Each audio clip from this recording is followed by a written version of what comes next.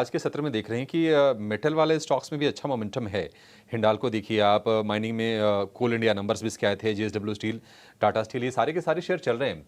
मयूरेश जी, जरा आप ये क्यों चल रहे हैं ये मेटल स्टॉक्स, जरा इसको आप समझा पाएंगे? क्योंकि एक तरफ चीन के डेटा काफ़ी कमज़ोर आ रहे हैं, जीडीपी के नंबर उसमें अच्छे नहीं आए थे, इकोनॉमी में सुस्ती की आशंका है। तो सवाल ये है कि ये जो तेज़ी है मेटल्स की, ये कितनी सस्टेनेबल होगी? नहीं, यू आर एब्सोल्युटली राइट। और डेटा पॉइंट्स देखने पड़ेंगे क्योंकि जो रिपोर्ट्स मैं पढ़ रहा था, काफी कुछ डंपिंग चल रही है चाइना की। और इसलिए आई थिंक जो एचआरसी और सीआरसी प्राइसेस हैं, जो हॉट रोल्ड कॉइल और कोल्ड रोल्ड कॉइल हम कहते हैं एंड प्रोडक्ट्स के हिसाब से स्टील इंडस्ट्री के लिए, वहां पे थोड़ा दबाव देखा गया है। हवेवर आई थिंक दो तीन चीजें जो काफी इंटरेस्टिंग हो रही है पूरे सेक्टर के लिए। पहली चीज आई थिंक जो डोमेस्टिक डिमांड है वो काफी बरकरार है। दूसरा, अगर आप देखें इनपुट कॉस्ट में स्टेबिलिटी है। Even at some point of time जैसे चाइना में रिकवरी आएगी और इनपुट कॉस्ट में एक शार्प अपटिक शायद देखने मिले with the recovery that we probably seen, restocking के संकेत वापस स्टार्ट हो जाएंगे क्योंकि काफी कुछ रीस्टॉकिंग और कंजम्पशन जो इन्वेंट्री लेवल्स रहे हैं वो काफी एबिजिबल लेवल्स पे एट दिस जंक्चर। रीस्टॉकिंग की वजह से दो चीजें होती हैं। एक, आई थिंक जो एलएमई की रियलाइजेशन होती है, हाँ, वो बढ़ती है। इनपुट कॉस्ट भी बढ़ेंगे but I think they will probably be in the same proportion. और इसलिए I think international realisation should be relatively better. तीसरा ये देखिए कि आई थिंक जो ईवी की तरफ चल रहा है, तो जो मेटल्स चलेंगे in terms of expectations, aluminium हुआ, कॉपर हुआ, वहाँ पे I think there will be expectations of significant amount of increase of consumption. और जो स्टील रिलेटेड एक मेजर्स लिए जा रहे हैं स्पेसिफिकली यूरोपियन यूनियन में, जो ग्रीन स्टील की तरफ रुझान है। काफी कंपनीज जो top end companies including Tata steel जो अपने इंटरनेशनल ऑपरेशंस में कोक ओवन या इलेक्ट्रिकल आर्क फर्नेस का रूट यूज करेंगे टू प्रोड्यूस ग्रीन स्टील।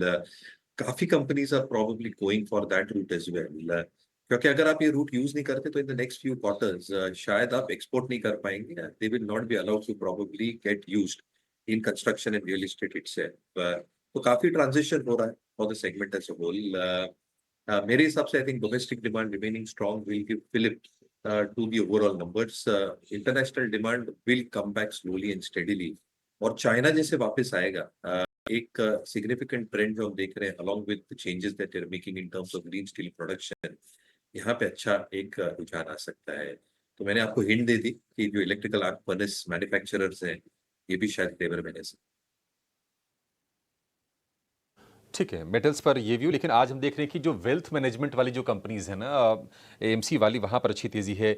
आप निपॉन देखिए, नुवामा वेल्थ देखिए, ये अच्छे रफ्तार से चल रहे हैं। लेकिन एक शेयर जो स्टैंड आउट परफॉर्मेंस है पिछले कुछ दिनों से, वो है 361 वैम, जिसको हम पहले आईआईएफएल वेल्थ के नाम से जानते थे, उसका नाम फिर चेंज हो गया, 361 वैम हो गया। आप इसको देखेंगे 6% ऊपर देखिएगा।